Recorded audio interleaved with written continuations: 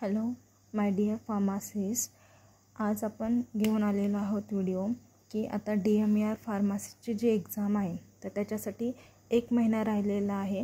तर 1 महिन्यात आपण कसं ज्यांनी प्रिपरेशन केलं नव्हतं इतके दिवस, तर 1 महिन्यामध्ये आपण DMERसाठी कशी तयारी करायची. DMER फार्मासिस्ट औषध निर्माता 2025ची जी जाहिरात आहे तर त्याची एक्झाम आपण पाहिली 18 ते 29 याच्यामध्ये होणार आहे. फार्मासिस्टच्या डेट पण आलेल्या आहेत. तर 18 तारखेला एक फार्मासिस्टची शिफ्ट आहे, म्हणजे 3 शिफ्टमध्ये होणार आहे, मॉर्निंग, आफ्टरनून आणि इव्हिनिंगमध्ये. तर 18 तारखेला एक एक्झाम होणार आहे, 19 तारखेला होणार आहे, 22 तारखेला एक होणार आहे सप्टेंबरमध्ये, 23 आणि 24 अशा 5 दिवशी तुमची फार्मासिस्टची DMER फार्मासिस्टची एक्झाम होणार आहे आणि 3 शिफ्टमध्ये असणार आहे, मॉर्निंग, आफ्टरनून आणि इव्हिनिंगमध्ये. तर आता शेवटच्या 1 महिन्यात आपण कशी तयारी करायची त्याच्यासाठी हा एक छोटासा व्हिडिओ आलेला आहे. तर आपण सिलेबस पाहिलेला आहे किंवा त्याची मार्किंग सिस्टीम वगैरे पाहिलेलं आहे. टोटल आपल्याला 4 सब्जेक्ट आहेत.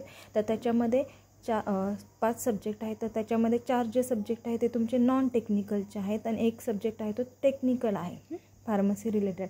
तर मराठी आपण जे नॉन टेक्निकल आहे तर त्याच्यामध्ये आपल्याला माहीत आहे मराठी, इंग्लिश, मॅथ्स, रिजनिंग आणि जनरल नॉलेज आहे. मराठीसाठी 15 मार्क्स क्वेश्चन्स असतील आणि मार्क्स आहे ते 30 आहेत. इंग्लिशमध्ये पण सेम, मॅथ्स, रिजनिंग पण 15 क्वेश्चन्स 30 मार्क आणि जनरल नॉलेज 15 क्वेश्चन 30 मार्क. असे तुमचे नॉन टेक्निकलचे टोटल 60 क्वेश्चन्स आहेत आणि मार्क्स आहेत 120 मार्क्स असते. आणि जे टेक्निकल आहे फार्मसी त्याच्यामध्ये 40 क्वेश्चन्स आहेत आणि मार्क्स आहेत ते 80 आहेत. ओके, तर याच्यामध्ये आता सगळ्या स्कोरिंगचा जो सब्जेक्ट म्हटलं तर तो तुमचा आहे मराठीचा आहे. त्याच्यामध्ये जवळपास तुम्हाला 15 क्वेश्चन्स आहेत. तर त्याच्यामध्ये एक्झाममध्ये तुम्हाला जवळपास 13 ते 14 मार्क्स तुमचे म्हणजे क्वेश्चन्स तिथे बरोबर आले पाहिजे. इथं जवळपास तुमचं 28 तरी ॲटलीस्ट स्कोरिंग यायला पाहिजे. सगळ्या स्कोरिंग सब्जेक्ट आहे तुमचा मराठी. त्याच्यानंतर इंग्लिश जो सब्जेक्ट आहे त्याच्यामध्ये पण आपल्याला अभ्यास व्यवस्थित केला तर 12 क्वेश्चन्स तर तुमचे करेक्ट येतात,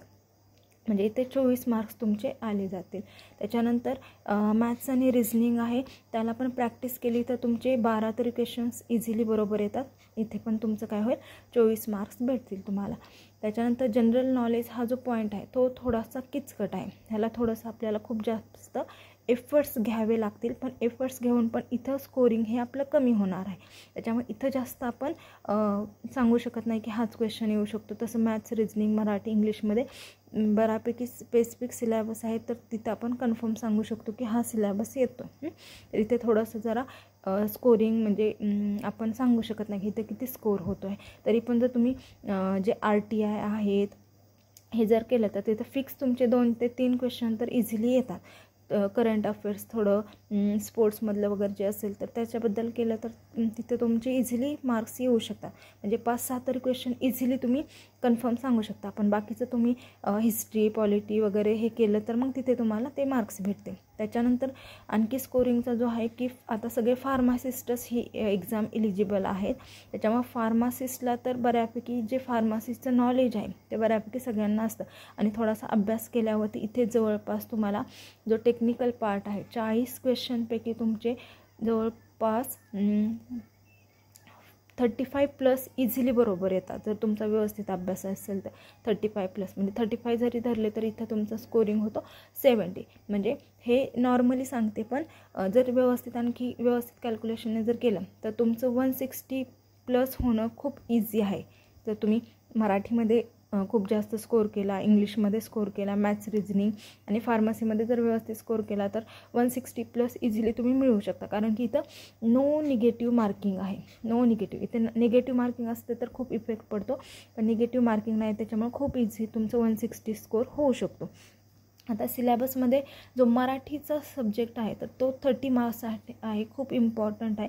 याच्यामध्ये स्कोर खूप व्यवस्थित होतो. त्याच्यामध्ये जास्त काही अवघड नाही. समानार्थी शब्द आहेत, विरुद्धार्थी शब्द आहेत, वाक्यरचना, प्रयोग. त्याच्यानंतर अलंकार आहेत, म्हणी, वाक्यप्रचार, शब्दसंग्रह, अर्थ आणि जे प्रसिद्ध पुस्तके आणि लेखक आहे त्याच्यावरती जवळपास 2 ते 3 क्वेश्चन्स होतात. म्हणजे ह्या कन्फर्म आहे, इझी सिलेबस आहे. ह्याच्यामध्ये तुम्हाला आउट ऑफ मार्क्स तर पडायला पाहिजे, जरी नाही पडले तरी तुम्ही ॲटलिस्ट 14 तरी क्वेश्चन्स बरोबर आले पाहिजेत तुम्हाला, जर 160+ स्कोअरमध्ये मेरिट लिस्टमध्ये यायचं असेल तर. त्याच्यानंतर इंग्लिश आहे.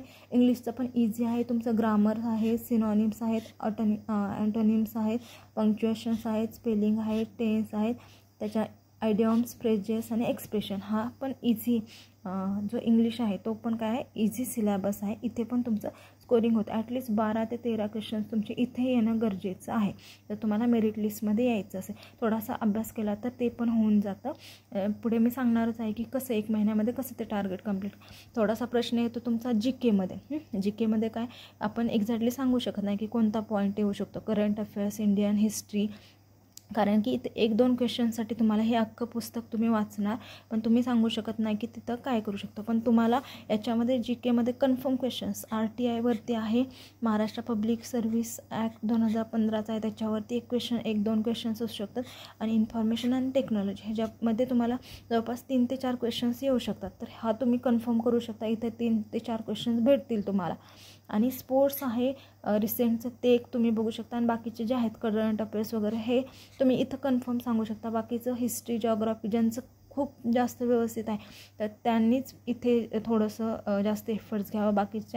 बाकीच्यांनी हे जे बाकीचे पॉईंट्स आहेत तर त्याच्यामध्ये जास्त एफर्ट्स घ्या. आणि मॅथ्स रिझनिंग आहे तर प्रिवियस इयरचे क्वेश्चन्स असतात तर त्याच्यामध्ये तुम्ही मॅथ्स रिझनिंग पण कसं आहे तुम्ही प्रॅक्टिस केली तर खूप इझी आहे. त्याच्यामध्ये पण तुम्हाला जवळपास 12-13 क्वेश्चन्स इझिली बरोबर येतात. तर असा तुमचा नॉन टेक्निकलचा सिलेबस आहे 120 मार्कांसाठी. त्याच्यानंतर टेक्निकल पार्ट आहे फार्मसीचा. फार्मसीमध्ये तुम्ही 80 मार्कापैकी जवळपास 70-75 इझिली मिळवू शकता जर तुम्ही व्यवस्थित अभ्यास केला. कारण त्याच्यामधले कोर सब्जेक्ट आहेत फार्माकोलॉजी, फार्मास्युटिक्स, ज्युरिस्प्रुडन्स आहे आणि हे बाकीचे हे सगळं आहे ते डिप्लोमा लेवलचं आहे. त्याच्यामुळे जास्त तुम्हाला एफर्ट्स नाही घ्यावे लागतील. फार्माकोलॉजीमध्ये पण जनरल फार्माकोलॉजी आहे, क्लासिफिकेशन आहे, डोसेस फॉर्म्स आहेत, त्याच्यानंतर कॉन्ट्राइंडिकेशन्स, इंडिकेशन्स, ॲडवर्स रिॲक्शन्स आहेत. म्हणजे इथं तुम्हाला कन्फर्म क्वेश्चन्स असतील. अँटीबायोटिक्स आहेत, त्याच्यानंतर क्लिनिकल फार्माकोलॉजी आहे, इपिडेमिओलॉजी आहे, डेंटल फार्माकोलॉजी आहे, कार्डिओव्हॅस्क्युलर आहे, त्याच्यामध्ये हायपरटेन्शन वगैरे येतं. त्याच्यानंतर न्यूरो फार्माकोलॉजिकल आहे, सायकोफार्माकोलॉजी, सेडेटिव्ह, हिप्नोटिक्स ड्रग्स असतील तर हे सगळं फार्माकोलॉजीच्या अंडर येतं. त्याच्यानंतर सुटिक्समध्ये तुमचं फक्त इंडियन फार्माकोपिया आणि ब्रिटिश फार्माकोपिया हे 2 पॉईंट्स येतात. ज्युरिस्प्रुडन्स आहे त्याच्यामध्ये फार्मसी ॲक्ट आहे 1948 आणि ड्रग अँड कॉस्मेटिक ॲक्ट 1940 आणि त्याचे अमेंडमेंट्स आहे. त्याच्यानंतर तुम्हाला hospital pharmacy, role of hospital pharmacy करायचं आहे, community pharmacy, drug storage and logistic inventory management करायचं आहे, GMP करायचं आहे आणि जे इसेन्शियल ड्रग लिस्ट आहे आणि इसेन्शियल कंझ्युमर लिस्ट आहे तर ते एक इम्पॉर्टंट आहे, ते एक करायचं. आणि जे मायक्रोबायोलॉजी पॉईंट आहे तर त्याच्यामध्ये डिसइन्फेक्टरवरती एक क्वेश्चन्स विचारले जातात. तर हे पॉईंट्स तुम्हाला टेक्निकल पार्टमध्ये, आणि टेक्निकल पार्टमध्ये जर अभ्यास केला तर तुम्हाला जवळपास 70-75पर्यंत मार्क्स भेटू शकतात. आता हे झालं सिलेबस आणि मार्क्स सिस्टीम आपण पाहिलं. आता 1 महिना राहिला त्याच्यामध्ये कसा अभ्यास करायला पाहिजे की तुमचा स्कोर 160+ होईल. तर त्याच्यासाठी मी सांगते की तुम्हाला तुमचं टोटल इथं मी जे शेड्यूल बनवलेलं आहे अभ्यासाचं तर त्याच्यामध्ये टोटल 11 तासांचं तुमचं शेड्यूल बनवलेलं आहे. तर हे जर 11 तास तुम्ही रोज स्टडी केला किंवा 10 तास जर रोज स्टडी केला अशा जर तुम्ही स्टडी केला तर तुम्ही काय करू शकता, इझिली 160+ मार्क्स मिळवू शकता. तर ह्याच्यामध्ये बेसिक आहे, तुम्ही 5ला उठला किंवा 6 वाजता उठला तरी म्हणजे ह्याच्यामधले काही बेसिक आहेत तर ते तुम्हाला मी सांगते. जो फार्मसीचा एक्झाम आहे म्हणजे फार्मसीचा जो स्टडी करायचा तो तुम्हाला कंपल्सरी 2 तास करायचाच आहे. सकाळी 6 ते 8मध्ये रोज कंपल्सरी फार्मसी 2 तास तुम्हाला स्टडी करायचा आहे. त्याच्यानंतर तुम्ही थोडासा ब्रेक घेऊ शकता 1 तासाचा. त्याच्यानंतर तुम्हाला 9 ते 12मध्ये म्हणजे जवळपास तुम्हाला 3 तासाचा टाईम भेटतो. तर त्याच्यामध्ये तुम्ही स्लॉट 2 म्हणजे मराठी 1 तासासाठी अभ्यास करू शकता आणि इंग्लिश आहे तर 2 तासासाठी अभ्यास करू शकता. त्याच्यानंतर तुम्ही 12 ते 1मध्ये लंच ब्रेक घेऊ शकता, 1 ते 2मध्ये थोडासा स्लीप टाईम घेऊ शकता आणि पुन्हा 2 ते 5 फ्रेश झाल्यानंतर 2 ते 5 तुम्ही मॅथ्स आणि रिझनिंग घ्यायचं. ते 3 तास कंप्लीट करायचं तुम्हाला. त्याच्यानंतर 5 ते 7 तुम्ही टी ब्रेक घेऊ शकता. त्याच्यानंतर 7 ते 9 असे 2 तासासाठी तुम्ही काय करणार आहे, जनरल नॉलेज. आणि जनरल नॉलेजमध्ये पण काय करणार आहे तुम्ही, RTI ॲक्ट 2005, 15, स्पोर्ट्सचे करंट अफेअर्स असे हे आहेत ते खूप व्यवस्थित हे परफेक्ट करणार. कारण इथे तुम्हाला स्कोरिंग होऊ शकतं. हिस्ट्री, जॉग्राफी याच्यामध्ये तुम्ही जर खूप व्यवस्थित अभ्यास आधीपासून करत असाल तरच त्या गोष्टींमध्ये, त्या सब्जेक्टमध्ये डीपमध्ये जावा, नाहीतर ओव्हरलुक फक्त करा. कारण की तिथं तुम्ही सांगू शकत नाही की इथं तुमचा स्कोअर होऊ शकतो की नाही. त्याच्यामुळे GKमध्ये करंट अफेअर्स, स्पोर्ट्स आहे ते करू शकता. त्याच्यानंतर 9 ते 10 संध्याकाळी डिनर घेऊ शकता. आणि 10 ते 11 कंपल्सरी हा सेशन खूप महत्त्वाचा आहे. रिव्हिजन किंवा सेकंड तुम्ही आहे टेस्ट सिरीज, हे खूप महत्त्वाचं आहे. हे जर केलं नाही तर तुम्ही वरच्या अभ्यासाला काही अर्थ नाही. असा टोटल तुमचा दिवसाचा 10 तासाचा स्टडी होतो आणि 1 तास आहे तो रिव्हिजन किंवा टेस्ट सिरीज. सगळ्यात महत्त्वाचं, तुम्ही ह्या 10 तासाला जर व्हॅल्यू द्यायची असेल तर हा 1 तास खूप महत्त्वाचा आहे. तुम्ही टेस्ट सिरीज सोडवा किंवा सेकंड आहे रिव्हिजन करू शकता की काय केलं. असं टोटल तुम्हाला फार्मसीसाठी 2 तास, मराठी इंग्लिशसाठी 3 तास, मॅथ्स अँड रिझनिंग 3 तास आणि जे तुमचं जनरल नॉलेज आहे त्याच्यासाठी 2 तास द्यायचेच आहेत. थँक्यू.